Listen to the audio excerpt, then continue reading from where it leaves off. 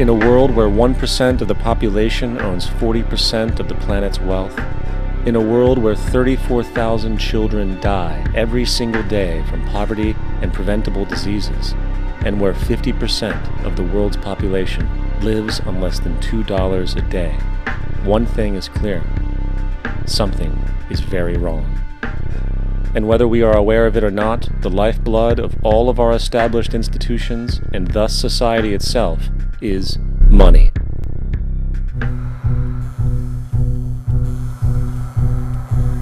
I first learned it from my grandmother. Now, my grandmother was a wonderful person. She taught me how to play the game Monopoly. She understood that the name of the game is to acquire. She would accumulate everything she could, and eventually she became the master of the board. And then she would always say the same thing to me. She'd look at me and she'd say, "One day, you'll learn to play the game." One summer, I played Monopoly almost every day, all day long. And that summer, I learned to play the game. I came to understand the only way to win is to make a total commitment to acquisition. I came to understand that money and possessions, that's the way that you keep score. And by the end of that summer, I was more ruthless than my grandmother. I was ready to bend the rules if I had to win that game. And I sat down with her to play that fall. I took everything she had. I watched her give her last dollar and quit in utter defeat. And then she had one more thing to teach me. Then she said, "Now it all goes back in the box." All those houses and hotels, all the railroads and utility companies, all that property and all that wonderful money. Now it all goes back in the box. None of it was really yours. You got all heated up about it for a while. But it was around a long time before you sat down at the board. And it will be here after you're gone. Players come and players go. Houses and cars, titles and clothes, even your body. Because the fact is that everything I clutch and consume and hoard is going to go back in the box, and I'm going to lose it all.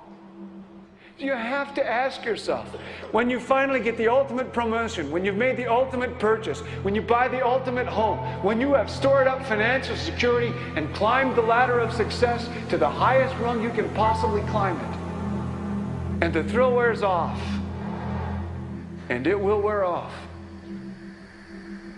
then what? How far do you have to walk down that road before you see where it leads? Surely you understand, it'll never be enough. So you have to ask yourself the question, what matters?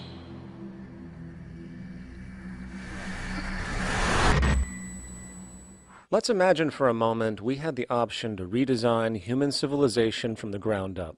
What if, hypothetically speaking, we discovered an exact replica of the planet Earth, and the only difference between this new planet and our current one is that human evolution had not occurred.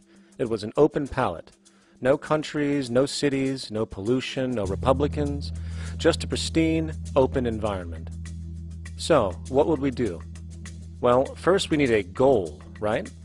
And it's safe to say that goal would be to survive. And not to just survive, but to do so in an optimized, healthy, prosperous way.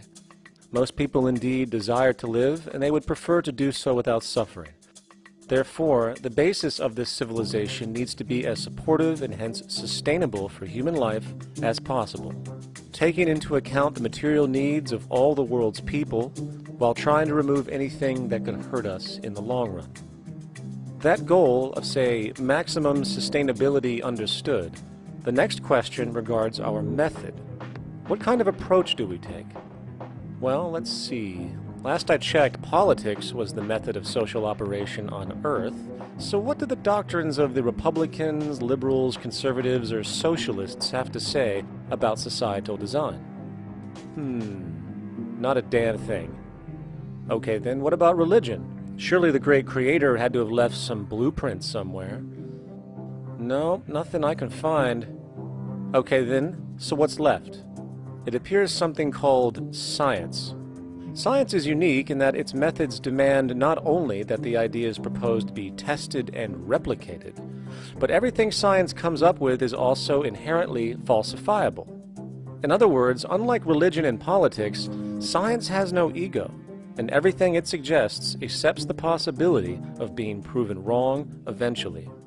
It holds on to nothing and evolves constantly. Well, that sounds natural enough to me. So then, based on the current state of scientific knowledge in the early 21st century, along with our goal of maximum sustainability for the human population, how do we begin the actual process of construction? Well, the first question to ask, what do we need to survive? The answer, of course, are planetary resources. Whether it is the water we drink, the energy we use, the raw materials we utilize to create tools and shelter, the planet hosts an inventory of resources, many of which are demanded for our survival. So, given that reality, it then becomes critical to figure out what we have and where it is. This means we need to conduct a survey. We simply locate and identify every physical resource on the planet we can, along with the amount available at each location, from the deposits of copper, to the most potent locations for wind farms to produce energy, to the natural freshwater springs, to an assessment of the amount of fish in the ocean, to the most prime arable land for food cultivation, etc. But since we humans are going to be consuming these resources over time, we then realize that not only do we need to locate and identify, we also need to track. We need to make sure we don't run out of any of this stuff. That would be bad. And this means not only tracking our rates of use, but the rates of earthly regeneration as well, such as how long it takes for, say, a tree to grow or a spring to replenish. This is called dynamic equilibrium. In other words, if we use up trees faster than they can be grown back, we have a serious problem, for it is unsustainable. So then, how do we track this inventory, especially when we recognize that all of this stuff is scattered everywhere? We have large mineral mines in what we call Africa, energy concentrations in the Middle East, huge tidal power possibilities on the Atlantic coast of North America, the largest supply of fresh water in Brazil, etc. Well, once again, good old science has a suggestion. It's called systems theory. Systems theory recognizes that the fabric of the natural world, from human biology to the earthly biosphere to the gravitational pull of the solar system itself, is one huge synergistically connected system, fully interlinked. Just as human cells connect to form our organs, and the organs connect to form our bodies, and since our bodies cannot live without the earthly resources of food, air, and water, we are intrinsically connected to the earth, and so on. So, as nature suggests, we take all of this inventory and tracking data and create a system to manage it. A global resource management system, in fact, to account for every relevant resource on the planet. There is simply no logical alternative if our goal as a species is survival in the long run. We have to keep track as a whole. That understood, we can now consider production. How do we use all this stuff? What will our process of production be, and what do we need to consider to make sure it is as optimized as possible to maximize our sustainability? Well, the first thing that jumps right out at us is the fact that we need to constantly try and preserve. The planet's resources are essentially finite, so it is important that we be strategic. Strategic preservation is key. The second thing we recognize is that some resources are really not as good as others in their performance. In fact, some of this stuff, when put into use, has a terrible effect on the environment, which invariably hinders our own health. For example, oil and fossil fuels, no matter how you cut it, release some pretty destructive agents into the environment. Therefore, it is critical we do our best to use such things only when we really have to, if at all. Fortunately for us, we see a ton of solar, wind, tidal, wave, heat differential, and geothermal possibilities for energy production, so we can strategize objectively about what we use and where to avoid what could be called negative retroactions, or anything that results from production or use that damages the environment and hence ourselves. We will call this strategic safety to couple in with our strategic preservation. But production strategies do not stop there. We are going to need an efficiency strategy for the actual mechanics of production itself. And what we find is that there are roughly 3 specific protocols we must adhere to. 1. Every good we produce must be designed to last as long as possible. Naturally, the more things break down, the more resources we are going to need to replace them, and the more waste produced. 2. When things do break down or are no longer usable for whatever reason, it is critical that we harvest or recycle as much as we possibly can. So the production design must take this into account directly at the very earliest stages. 3. Quickly evolving technologies, such as electronics, which are subject to the fastest rates of technological obsolescence, would need to be designed to foreshadow and accommodate physical updates. The last thing we want to do is throw away an entire computer system just because it has only one broken part or is outdated. So we simply design the components to be easily updated, part by part, standardized and universally interchangeable, foreshadowed by the current trend of technological change. And when we realize that the mechanisms of strategic preservation, strategic safety, and strategic efficiency are purely technical considerations, devoid of any human opinion or bias, we simply program these strategies into a computer which can weigh and calculate all the relevant variables, allowing us to always arrive at the absolute best method for sustainable production based on current understandings. And while that might sound complex, all it is a glorified calculator. Not to mention, such multivariate decision-making and monitoring systems are already used across the world today for isolated purposes. It is simply a process of scaling it out. So, now we not only have our resource management system, but also a production management system, both of which are easily computer automated to maximize efficiency, preservation, and safety. The informational reality is that the human mind, or even a group of humans, cannot track what needs to be tracked. It must be done by computers, and it can be. And this brings us to the next level, distribution. What sustainability strategies make sense here? Well, since we know that the shortest distance between 2 points is a straight line, and since energy is required to power transport machines, the less transport distance, the more efficient. Producing goods in one continent and shipping them over to another only makes sense if the goods in question simply cannot be produced in the target area.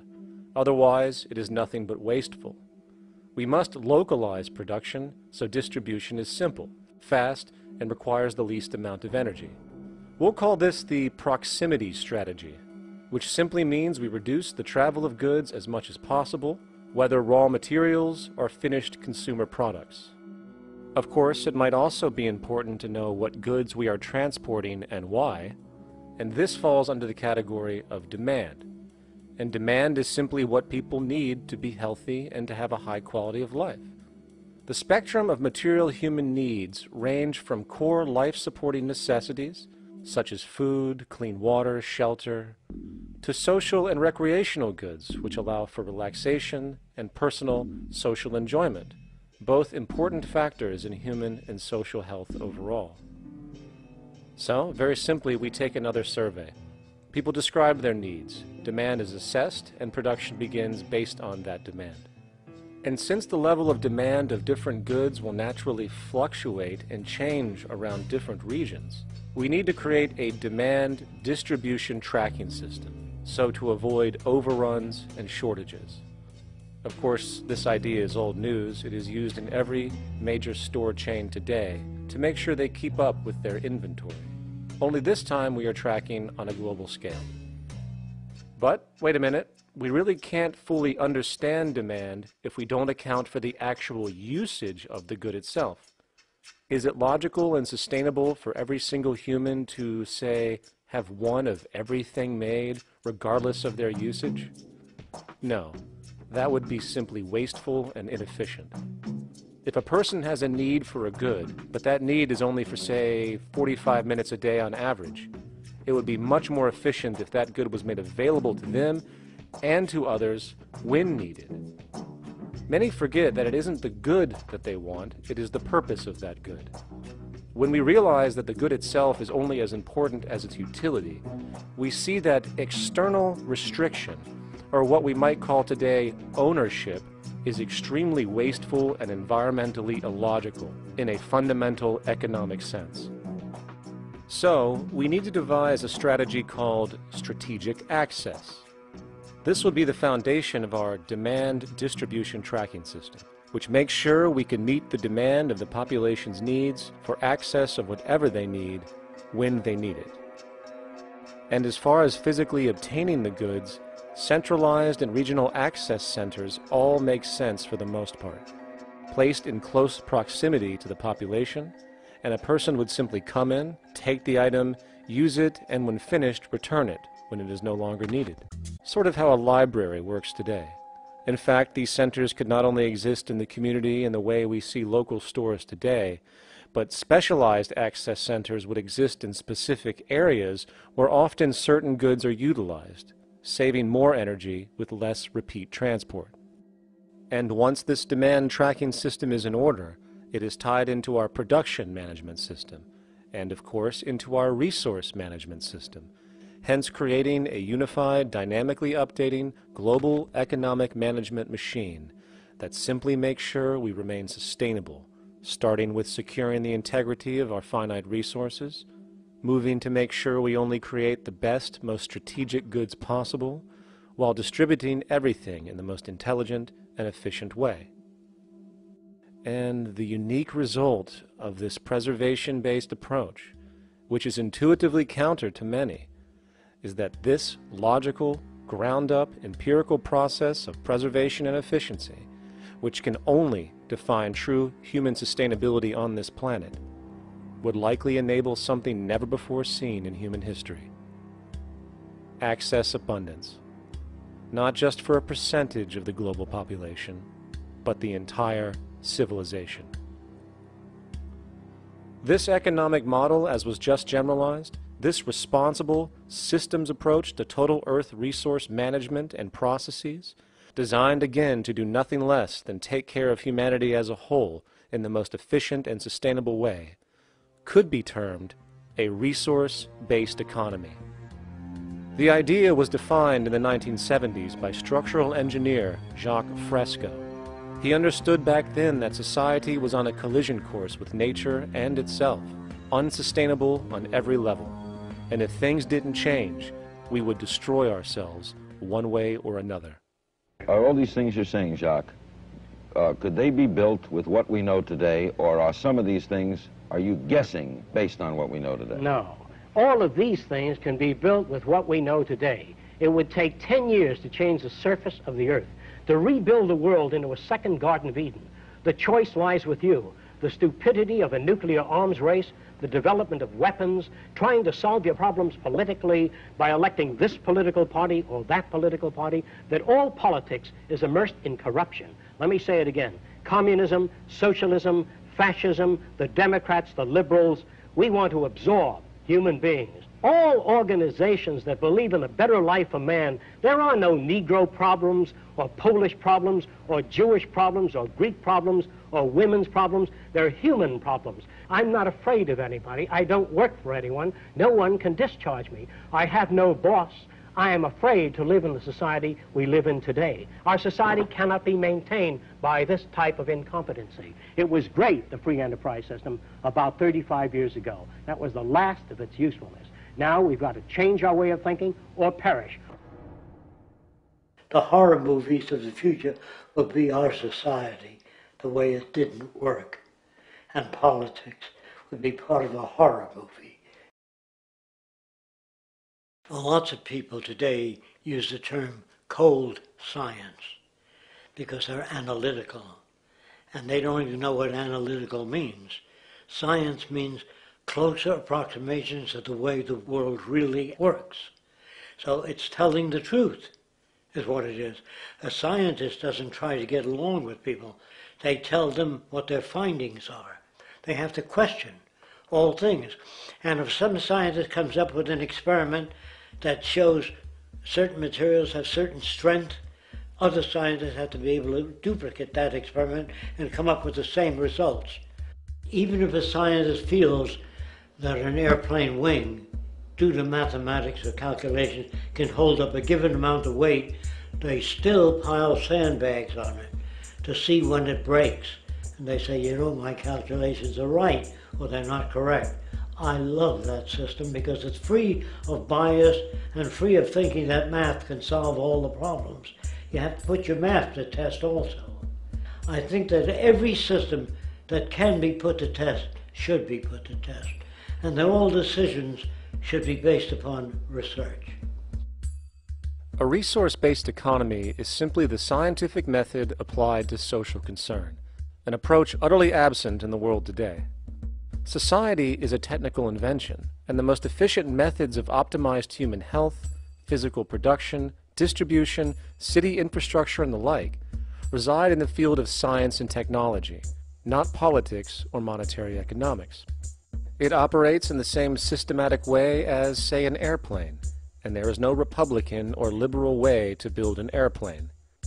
Likewise, nature itself is the physical referent we use to prove our science, and it is a set system, emerging only from our increased understanding of it. In fact, it has no regard for what you subjectively think or believe to be true. Rather, it gives you an option. You can learn and fall in line with its natural laws and conduct yourself accordingly, invariably creating good health and sustainability, or you can go against the current to no avail. It doesn't matter how much you believe you can just stand up right now and walk on the wall next to you. The law of gravity will not allow it. If you do not eat, you will die. If you are not touched as an infant, you will die. As harsh as it may sound, nature is a dictatorship, and we can either listen to it and come in harmony with it, or suffer the inevitable adverse consequences. So, a resource-based economy is nothing more than a set of proven, life-supporting understandings where all decisions are based upon optimized human and environmental sustainability. It takes into account the empirical life ground, which every human being shares as a need, regardless, again, of their political or religious philosophy. There is no cultural relativism to this approach. It isn't a matter of opinion.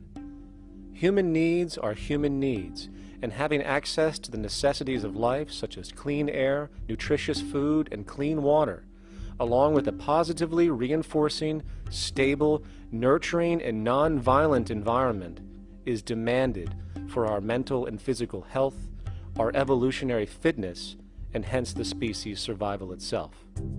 A resource-based economy would be based upon available resources. You can't just bring a lot of people to an island or build a city of 50,000 people without having access to the necessities of life.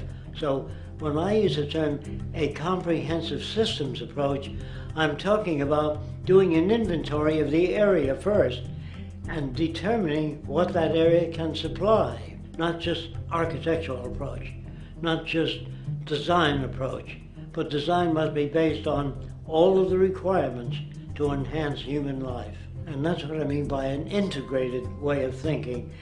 Food, clothing, shelter, warmth, love, all those things are necessary. If you deprive people of any of them, you have a lesser human being, less capable of functioning. As previously outlined, a resource-based economy's ground-up, global, systems approach to extraction, production, and distribution is based upon a set of true economic mechanisms, or strategies, which guarantee efficiency and sustainability in every area of the economy. So, continuing this train of thought regarding logical design, what is next in our equation? Where does all this materialize? Cities. The advent of the city is a defining feature of modern civilization. Its role is to enable efficient access to the necessities of life, along with increased social support and community interaction. So how would we go about designing an ideal city? What shape should we make it? Square? Trapezoid? Well, given we're going to be moving around the thing, we might as well make it as equidistant as possible for ease. Hence, the circle. What should the city contain? Well, naturally we need a residential area, a goods production area, a power generation area, an agricultural area. But we also need nurturing as human beings, hence culture, nature, recreation, and education. So let's include a nice open park, an entertainment events area for cultural purposes and socializing, and educational and research facilities. And since we're working with a circle, it seems rational to place these functions in belts based on the amount of land required for each goal, along with ease of access. Very good. Now, let's get down to specifics. First, we need to consider the core infrastructure, or intestines, of the city organism. These would be the water, good, waste, and energy transport channels. Just as we have water and sewage systems under our cities today, we would extend this channeling concept to integrate waste recycling and delivery itself. No more mailmen or garbage men. It is built right in. We could even use automated pneumatic tubes and similar technologies. Same goes for transport.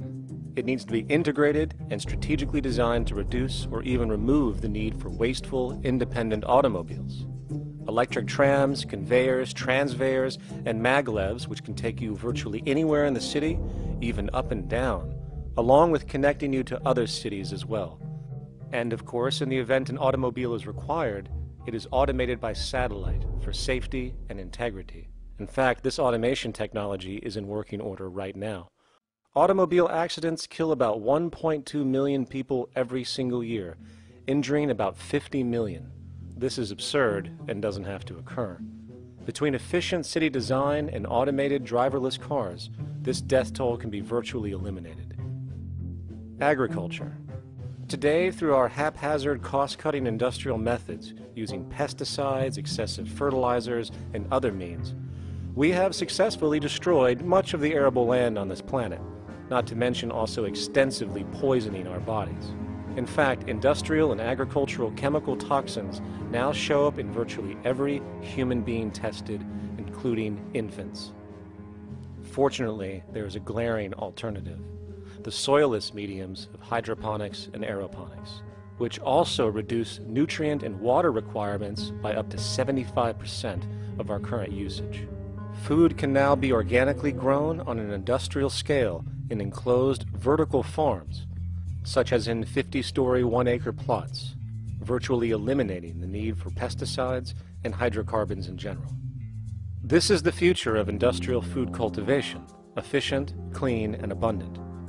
So, such advanced systems would be, in part, what comprise our agricultural belt, producing all the food required for the entire city's population, with no need to import anything from the outside, saving time, waste, and energy. And speaking of energy, the energy belt would work in a systems approach to extract electricity from our abundant renewable mediums, specifically wind, solar, geothermal, and heat differentials, and if near water potentials, tidal and wave power.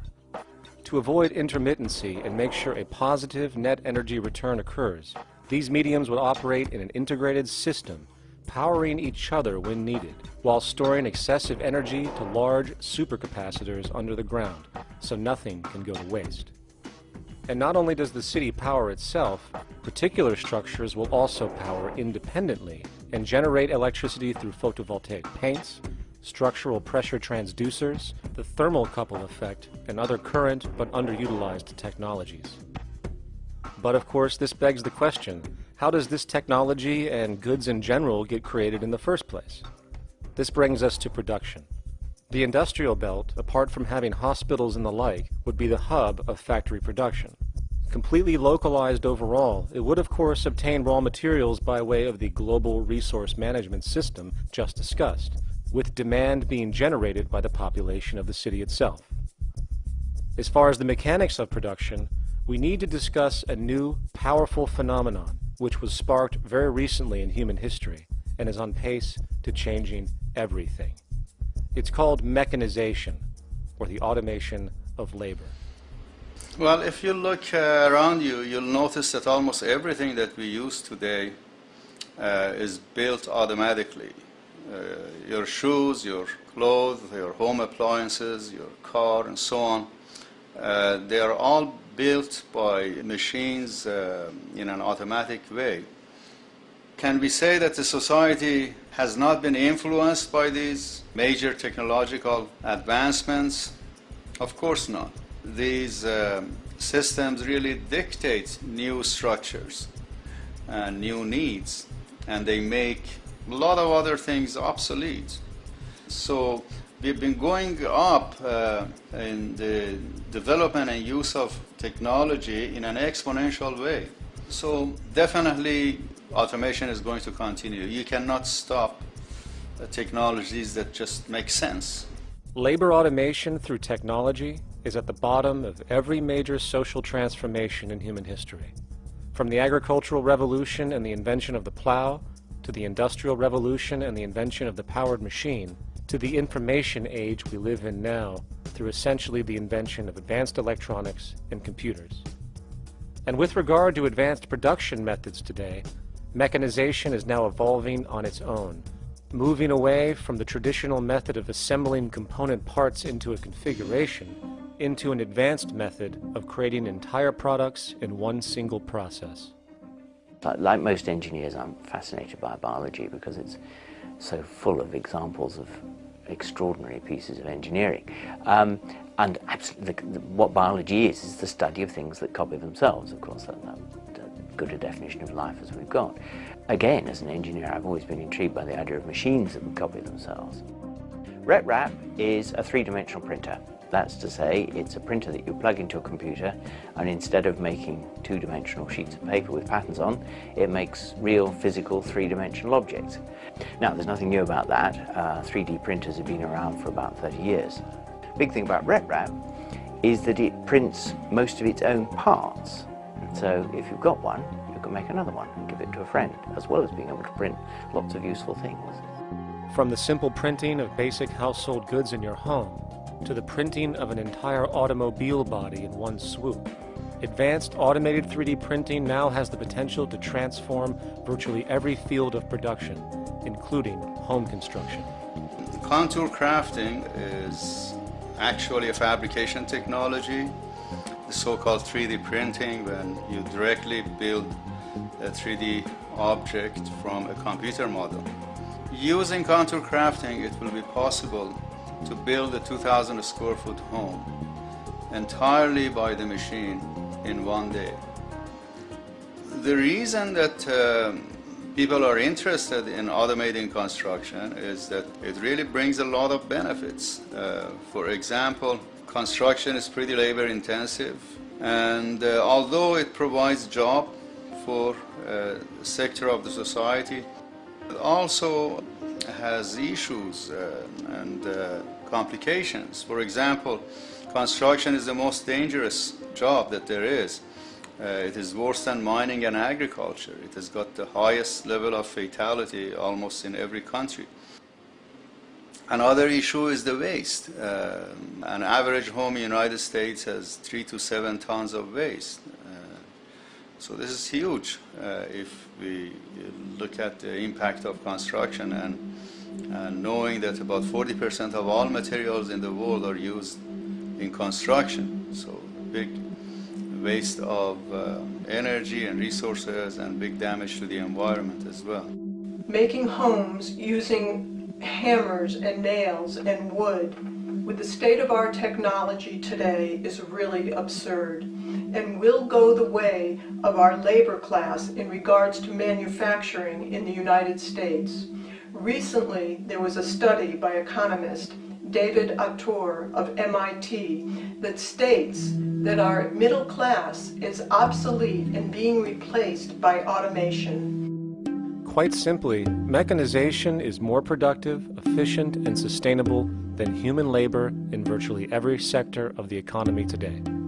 Machines do not need vacations, breaks, insurance, pensions, and they can work 24 hours a day every day. The output potential and accuracy compared to human labor is unmatched. The bottom line, repetitive human labor is becoming obsolete and impractical across the world, and the unemployment you see around you today is fundamentally the result of this evolution of efficiency in technology. For years, market economists have dismissed this growing pattern, which could be called technological unemployment, because of the fact that new sectors always seem to emerge to reabsorb the displaced workers. Today, the service sector is the only real hub left and currently employs over 80% of the American workforce, with most industrialized countries maintaining a similar proportion. Now, however, this sector is now being challenged increasingly by automated kiosks, automated restaurants, and even automated stores. Economists today are finally acknowledging what they have been denying for years.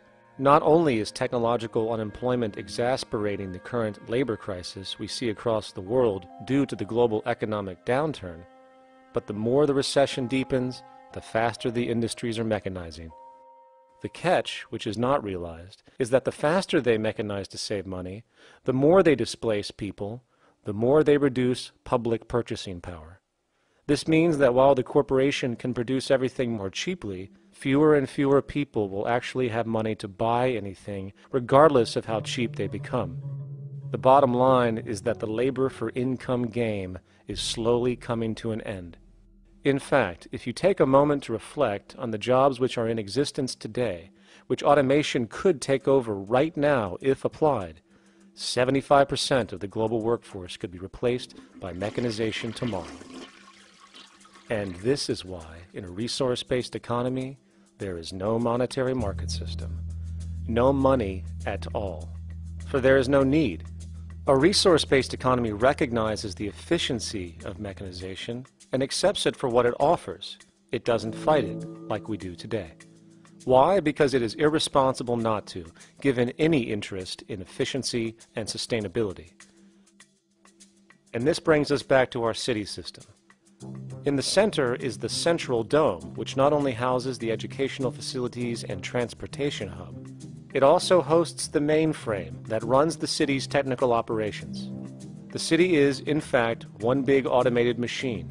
It has sensors in all technical belts to track the progress of agriculture, energy gathering, production, distribution, and the like. Now, would people be needed to oversee these operations in the event of a malfunction or the like? Most probably yes, but that number would decrease over time as improvements continue. However, as of today, maybe 3% of the city population would be needed for this job when you break it down. And I can assure you that in an economic system which is actually designed to take care of you and secure your well-being, without you having to submit to a private dictatorship on a daily basis, usually to a job that is either technically unnecessary or socially pointless, while often struggling with debt that doesn't exist just to make ends meet. I guarantee you people will volunteer their time left and right to maintain and improve a system that actually takes care of them.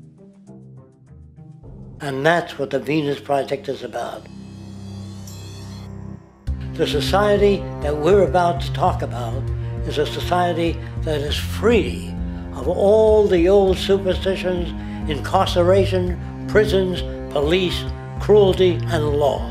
All laws will disappear, and the professions will disappear that are no longer valid, such as stockbrokers, bankers, advertising, gone forever, because it's no longer relevant.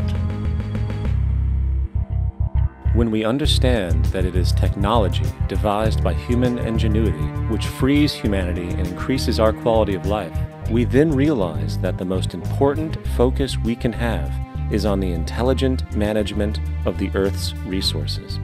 For it is from these natural resources we gain the materials to continue our path of prosperity. Understanding this, we then see that money fundamentally exists as a barrier to these resources, for virtually everything has a financial cost. And why do we need money to obtain these resources? Because of real or assumed scarcity. We don't usually pay for air and tap water because it is in such high abundance, selling it would be pointless. So then, logically speaking, if resources and technologies applicable to creating everything in our societies, such as houses, cities, and transportation, were in high enough abundance, there would be no reason to sell anything. Likewise, if automation and machinery was so technologically advanced as to relieve human beings of labor, there would be no reason to have a job. And with these social aspects taken care of, there would be no reason to have money at all. So the ultimate question remains: do we on Earth have enough resources and technological understanding to create a society of such abundance that everything we have now could be available without a price tag and without the need for submission through employment? Yes, we do. We have the resources and technology to enable this at a minimum, along with the ability to raise the standard of living so high that people in the future will look back at our civilization now and gawk at how primitive and immature our society was. What the Venus Project proposes is an entirely different system that's updated to present-day knowledge. We've never given scientists the problem of how do you design a society which would eliminate boring and monotonous jobs, that would eliminate accidents in transportation, that would enable people to have a high standard of living, that would eliminate poisons in our food, that would give us other sources of energy that are clean and efficient. We can do that out there.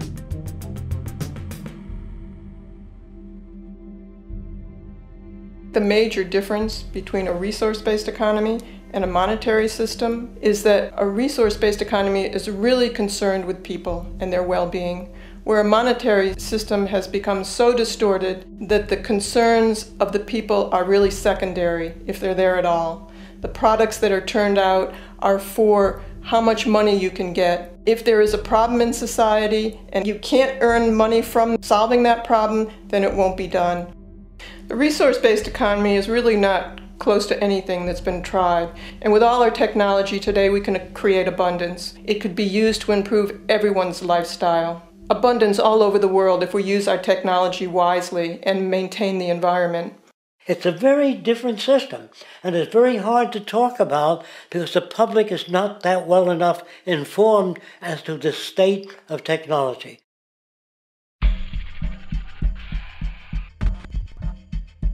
At present, we don't have to burn fossil fuels. We don't have to use anything that would contaminate the environment. There are many sources of energy available. Alternative energy solutions pushed by the establishment, such as hydrogen, biomass, and even nuclear, are highly insufficient, dangerous, and exist only to perpetuate the profit structure that industry has created. When we look beyond the propaganda and self-serving solutions put forth by the energy companies, we find a seemingly endless stream of clean, abundant, and renewable energy for generating power. Solar and wind energy are well known to the public, but the true potential of these mediums remains unexpressed. Solar energy, derived from the sun, has such abundance that 1 hour of light at high noon contains more energy than what the entire world consumes in a year. If we could capture 0.01% of this energy, the world would never have to use oil, gas, or anything else. The question then is not availability, but the technology to harness it. And there are many advanced mediums today which could accomplish just that, if they were not hindered by the need to compete for market share with the established energy power structures. Then there's wind energy. Wind energy has long been denounced as weak, and due to being location-driven, impractical. This is simply not true. The U.S. Department of Energy admitted in 2007 that if wind was fully harvested in just 3 of America's 50 states, it could power the entire nation. And then there are the rather unknown mediums of tidal and wave power. Tidal power is derived from tidal shifts in the ocean.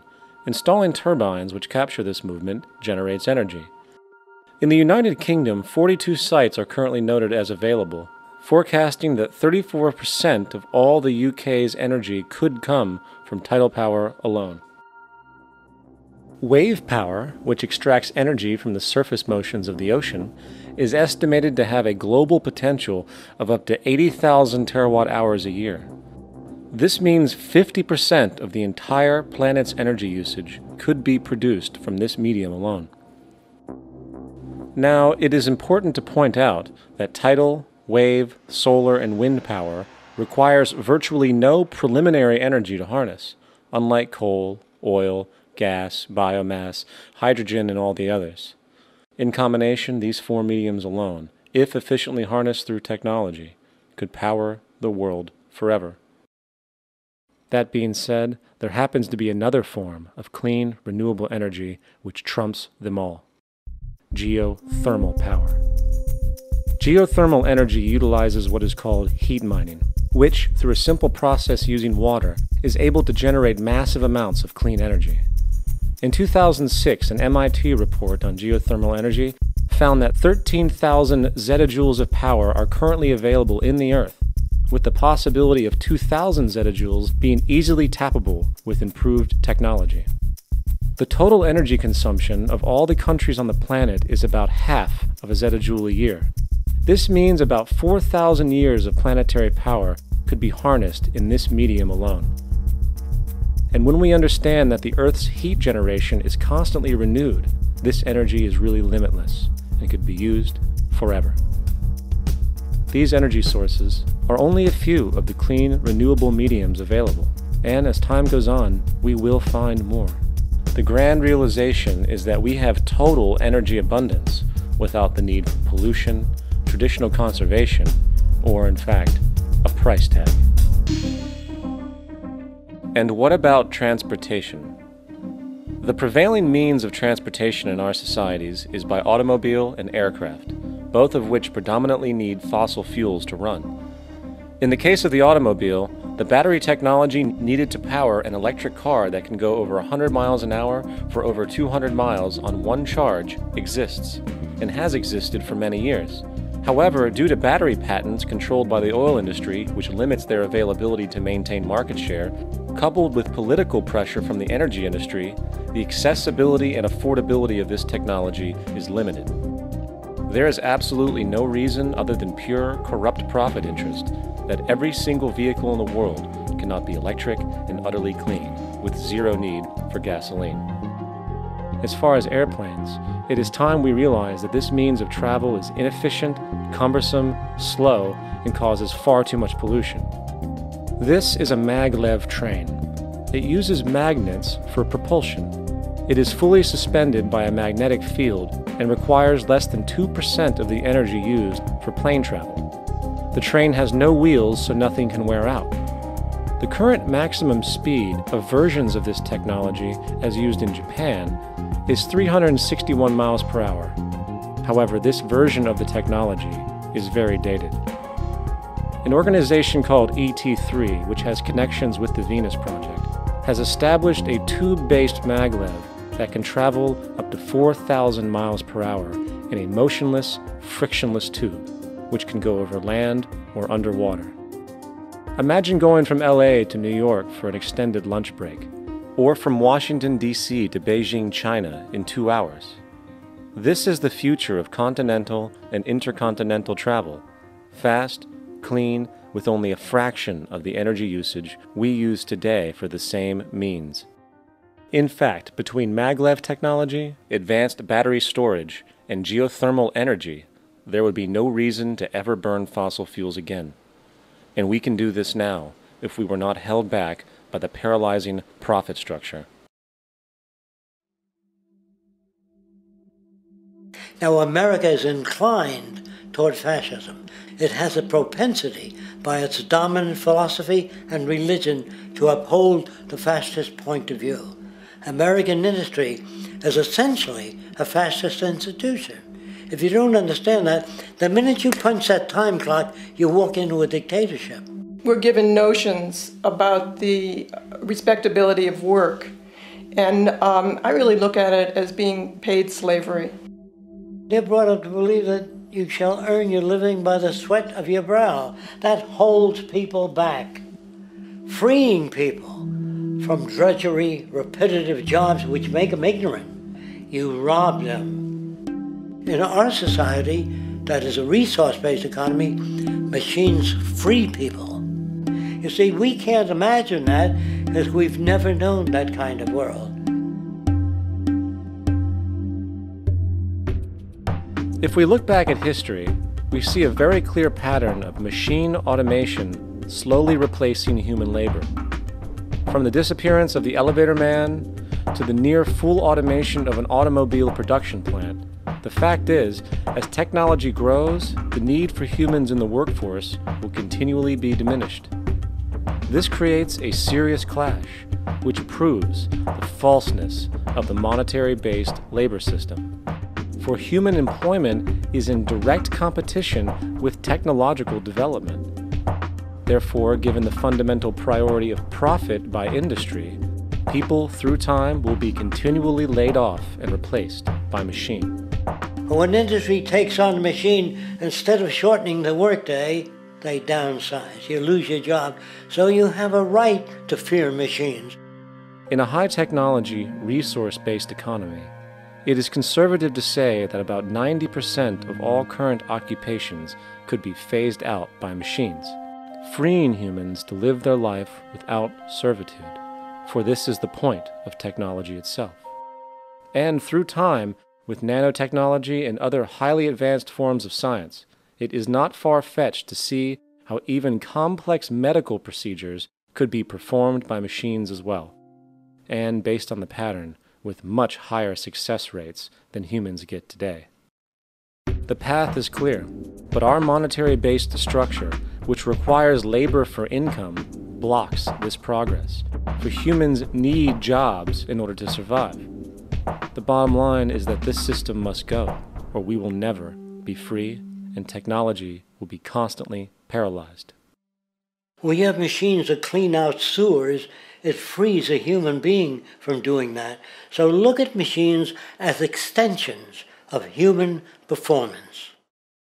Furthermore, many occupations today will have simply no basis to exist in a resource-based economy, such as anything associated with the management of money, advertising, along with the legal system itself. For without money, a great majority of the crimes that are committed today would never occur. Virtually all forms of crime are a consequence of the monetary system, either directly or by neuroses inflicted through financial deprivation.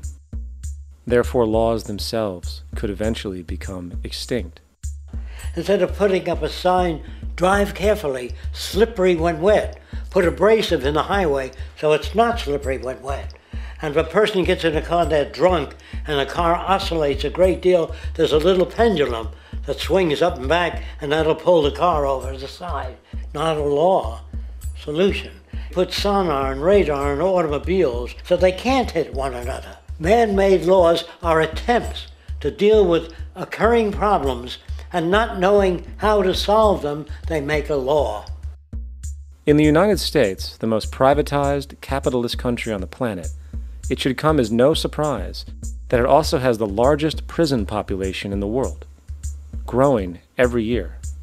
Statistically, most of these people are uneducated and come from poor, deprived societies. And, contrary to propaganda, it is this environmental conditioning which lures them into criminal and violent behavior. However, society looks the other way in regard to this point. The legal and prison systems are just more examples of how our society avoids examining the root causes of behavior. Billions are spent each year on prisons and police, while only a fraction is spent on programs for poverty, which is one of the most fundamental variables responsible for crime to begin with. And as long as we have an economic system which prefers and in fact creates scarcity and deprivation, crime will never go away. And coupled with this issue of incentive comes the common assumption that if there isn't some external pressure for one to work for a living, people will just sit around, do nothing, and turn into fat, lazy blobs. This is nonsense. The labor system we have today is in fact the generator of laziness, not a resolver of it. If you think back to when you were a child, full of life, interested in new things to understand, likely creating and exploring, but as time went on, the system pushed you into the focus of figuring out how to make money. And from early education to study at a university, you are narrowed. only to emerge as a creature which serves as a cog in a wheel in a model that sends all the fruits to the upper 1%. Scientific studies have now shown that people are, in fact, not motivated by monetary reward when it comes to ingenuity and creation. The creation itself is the reward. Money, in fact, appears only to serve as an incentive for repetitive, mundane actions, a role we have just now shown can be replaced by machine. So when it comes to innovation, the actual use of the human mind, the monetary incentive has proven to be a hindrance, interfering and detracting from creative thought. And this might explain why Nikola Tesla, the Wright brothers, and other inventors who contributed massively to our current world never showed a monetary incentive to do so. Money is, in fact, a false incentive and causes 100 times more distortion than it does contribution, the monetary market system. Make no mistake, the greatest destroyer of ecology, the greatest source of waste and depletion and pollution, the greatest purveyor of violence, war, crime, poverty, animal abuse, and inhumanity, the greatest generator of social and personal neuroses, mental disorders, depression, anxiety, not to mention the greatest source of social paralysis, stopping us from moving into new methodologies for personal health, global sustainability, and progress on this planet, is not some corrupt government or legislation, not some rogue corporation or banking cartel, not some flaw of human nature, and not some secret hidden cabal that controls the world. It is, in fact, the socio-economic system itself at its very foundation. Our economy has, or the global economy, has three basic things that govern it. One is fractional reserve banking, banks printing money out of nothing. It's also based upon compound interest. When you borrow money, you have to pay back more than you borrowed, which means that you, in effect, create money out of thin air, again, which has to be serviced by creating still more money. We live in an infinite growth paradigm. The economic paradigm we live in now is a Ponzi scheme. Nothing grows forever. It's not possible. As the great psychologist James Hillman wrote, the only thing that grows in a human body after a certain age is cancer. It's not just the amount of money that has to keep growing, it's the amount of consumers. Consumers to borrow money at interest to generate more money, and obviously that's not possible on a finite planet. People are basically vehicles to just create money, which must create more money to keep the whole thing from falling apart, which is what's happening right now. There are really only two things anyone needs to know about the monetary system. 1. All money is created out of debt. Money is monetized debt, whether it materialized from treasury bonds, home loan contracts, or credit cards. In other words, if all outstanding debt was to be repaid right now, there would not be $1 in circulation. And 2, interest is charged on virtually all loans made, and the money needed to pay back this interest does not exist in the money supply outright. Only the principal is created by the loans, and the principal is the money supply. So, if all this debt was to be repaid right now, not only would there not be $1 left in circulation, there would also be a gigantic amount of money owed that is literally impossible to pay back, for it does not exist. The consequence of all of this is that two things are inevitable: inflation and bankruptcy. As far as inflation, this can be seen as an historical trend in virtually every country today, and easily tied to its cause, which is the perpetual increase of the money supply, which is required to cover the interest charges and keep the system going. As far as bankruptcy, it comes in the form of debt collapse. This collapse will inevitably occur with a person, a business, or a country, and typically happens when the interest payments are no longer possible to make. Other declines include freshwater, the very fabric of our existence, which is currently showing shortages for 2.8 billion people, and those shortages are on pace to reach 4 billion by 2030. Food production, the destruction of arable cropland, from which 99.7% of all human food comes from today, is occurring up to 40 times faster than it is being replenished. And over the last 40 years, 30% of the arable land has become unproductive. Not to mention that hydrocarbons are the backbone of agriculture today, and as it declines, so will the food supply. As far as resources in general, at our current patterns of consumption, by 2030 we will need 2 planets to continue our rates. Not to mention the continual destruction of life-supporting biodiversity, causing extinction spasms and environmental destabilization across the globe. And with all of these declines, we have the near exponential population growth, where by 2030 there might be over 8 billion people on this planet. Energy production alone would need to increase 44% by 2030 to meet such demand. But how do you bail out a planet? There is no country out there that isn't now saturated in debt.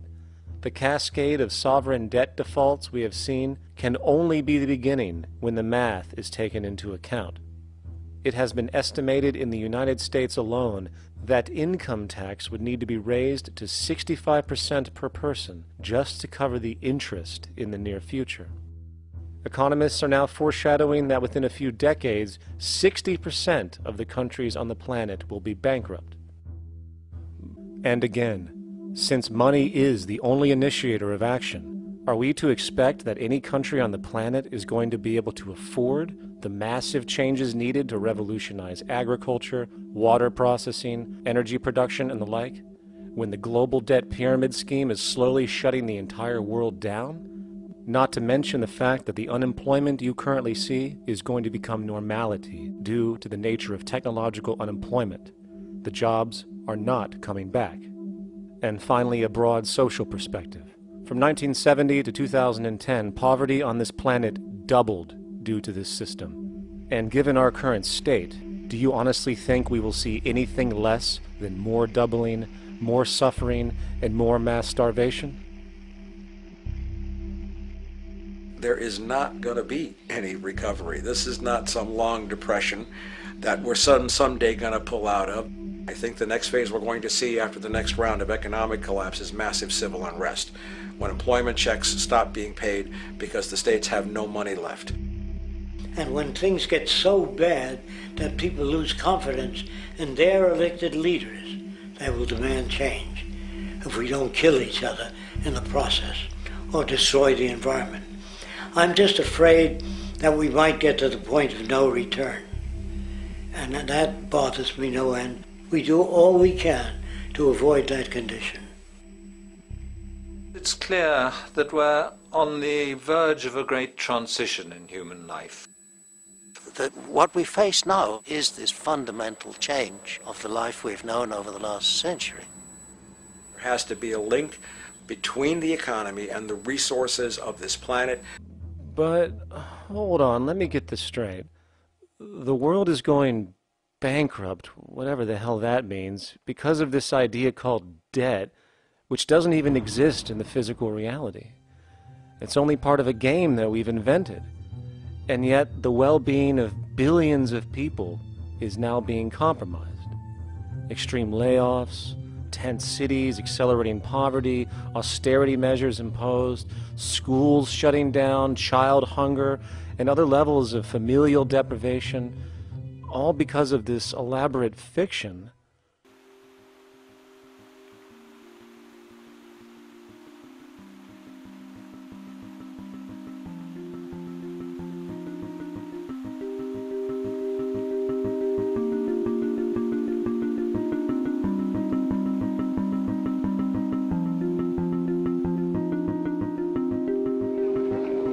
We were saying how very important it is to bring about in the human mind the radical revolution. The crisis is a crisis in consciousness,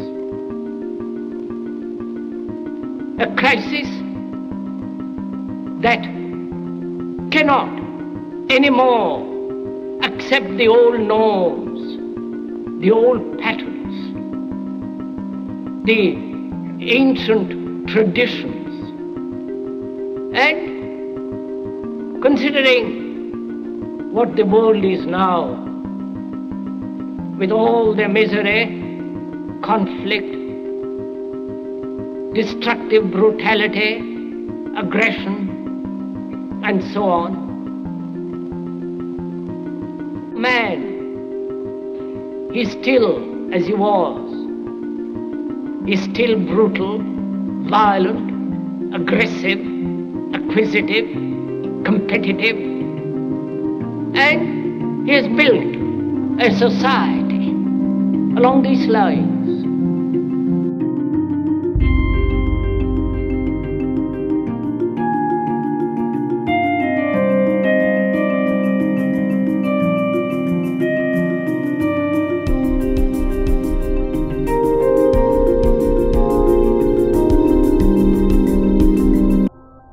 It's time to claim the unity our outmoded social systems have broken apart, and work together to create a sustainable global society where everyone is taken care of and everyone is truly free. Your personal beliefs, whatever they may be, are meaningless when it comes to the necessities of life. Every human being is born naked, needing warmth, food, water, shelter. Everything else is auxiliary. Therefore, the most important issue at hand is the intelligent management of the Earth's resources. This can never be accomplished in a monetary system, for the pursuit of profit is the pursuit of self-interest, and therefore imbalance is inherent. Simultaneously, politicians are useless, for our true problems in life are technical, not political.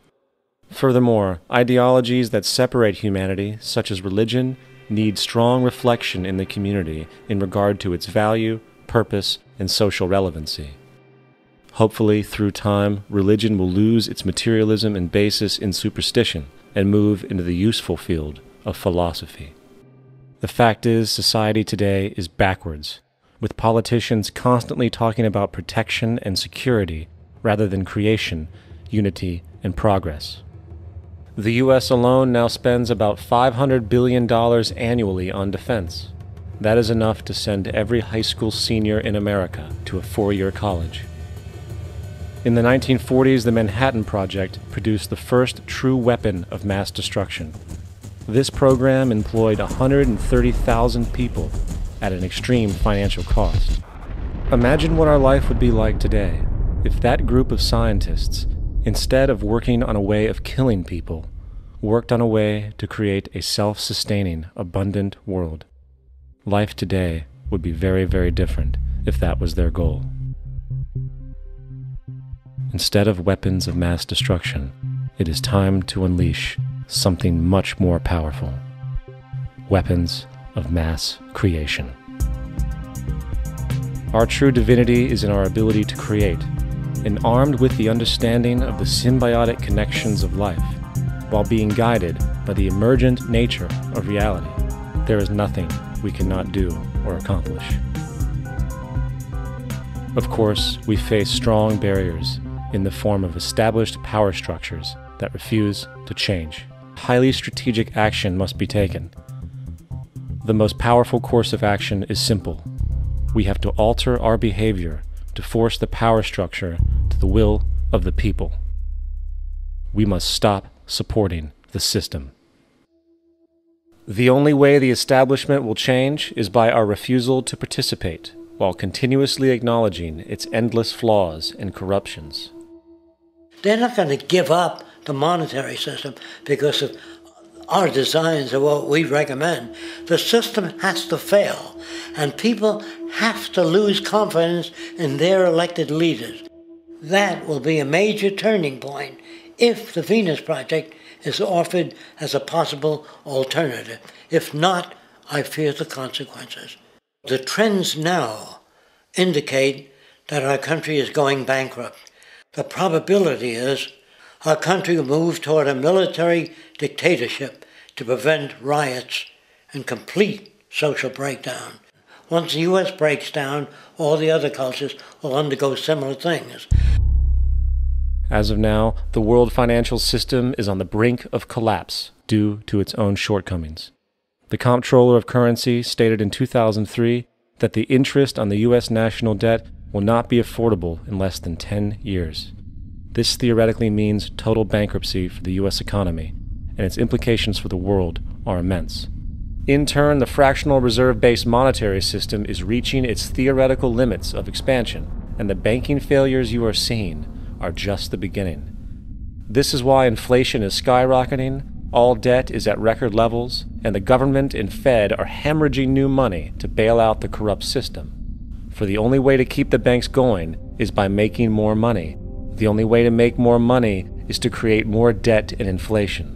It is simply a matter of time before the tables turn, and there is no one willing to take new loans, while defaults grow, as people are unable to afford their current loans. Then the expansion of money will stop, and contraction will begin on a scale never before seen, ending a century-long pyramid scheme. This has already begun. Therefore, we need to expose this financial failure for what it is, using this weakness to our advantage. Here are some suggestions. Expose the banking fraud. Citibank, JP Morgan Chase, and Bank of America are the most powerful controllers within the corrupt Federal Reserve System. It's time to boycott these institutions. If you have a bank account or a credit card with any of them, move your money to another bank. If you have a mortgage, refinance with another bank. If you own their stock, sell it. If you work for them, quit. This gesture will express contempt for the true powers behind the private banking cartel known as the Federal Reserve, and create awareness about the fraud of the banking system itself. 2. Turn off the TV news. Visit the emerging independent news agencies on the internet for your information. CNN, NBC, ABC, Fox, and all the others present all news pre-filtered to maintain the status quo. With 4 corporations owning all major media outlets, objective information is impossible. This is the true beauty of the internet, and the establishment has been losing control because of this free flow of information. We must protect the internet at all times, as it is truly our savior right now. 3. Don't ever allow yourself, your family, or anyone you know to ever join the military. This is an obsolete institution now used exclusively for maintaining an establishment that is no longer relevant. U.S. soldiers in Iraq work for U.S. corporations, not the people. Propaganda forces us to believe that war is natural and the military is an honorable institution. Well, if war is natural, why are there 18 suicides every single day by American veterans who have post-traumatic stress disorder? If our military men and women are so honored, why is it that 25% of the American homeless population are veterans? 4. Stop supporting the energy companies. If you live in a detached house, get off the grid. Investigate every means of making your home self-sustainable with clean energy. Solar, wind, and other renewable energies are now affordable consumer realities, and considering the never-ending rising cost of traditional energies, it will likely be a cheaper investment over time. If you drive, get the smallest car you can, and consider using one of the many conversion technologies that can enable your car to be a hybrid, electric, or run on anything other than establishment fuels. 5. Reject the political system.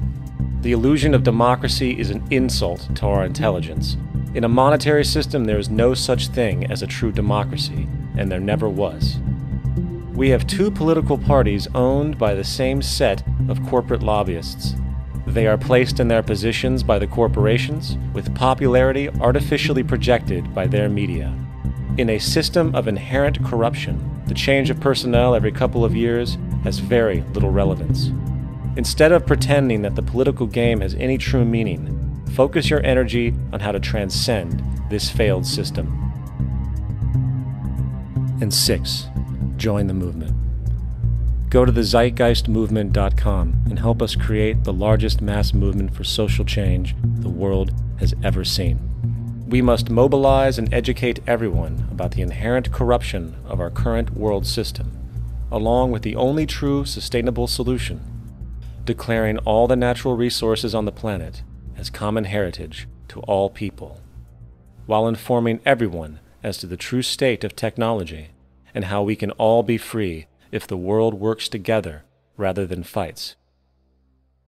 What we are trying during all these discussions and talks here is to see if we cannot radically bring about a transformation of the mind. Not accept things as they are, but to understand it, to go into it, to examine it. Give your heart and your mind with everything that you have to find out a way of living differently.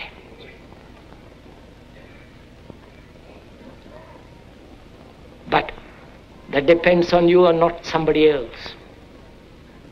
Because in this there is no teacher, no pupil. There is no leader. There is no guru. There is no master, no savior. You yourself are the teacher and the pupil. You are the master, you are the guru, you are the leader. You are everything. And to understand is to transform what is. The choice lies with you.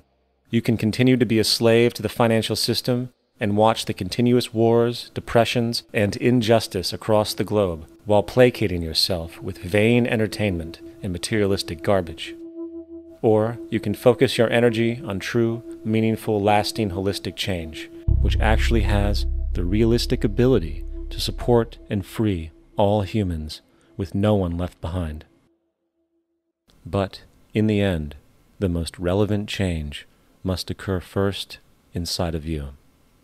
The real revolution is the revolution of consciousness, and each one of us first needs to eliminate the divisionary, materialistic noise we have been conditioned to think is true, while discovering, amplifying, and aligning with the signal coming from our true empirical oneness.